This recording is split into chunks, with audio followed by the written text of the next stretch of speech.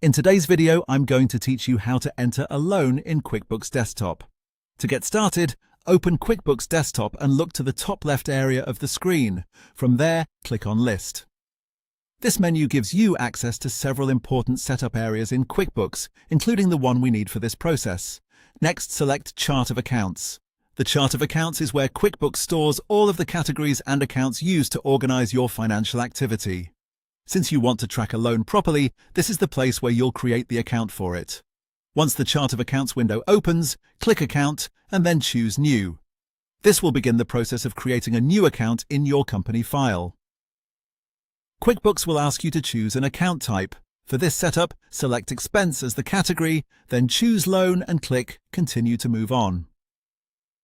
On the next screen, enter the account name for the loan. Make the name something clear and recognizable, so it's easy to identify later when you're entering transactions or reviewing reports.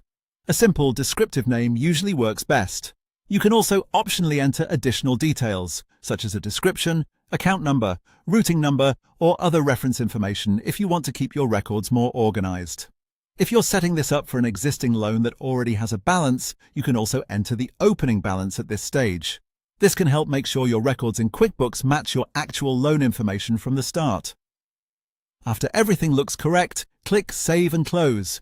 And that's it. The loan account is now created in QuickBooks Desktop. From this point forward, whenever you create a new transaction related to that loan, you can select the newly created account to categorize it there. This helps keep your loan activity organized and makes it easier to track related entries over time. As a quick tip, it's a good idea to double-check the account name and details before saving, especially if you manage more than one loan. Keeping your accounts clearly labeled can save time later when running reports or reviewing your books. That's all there is to it.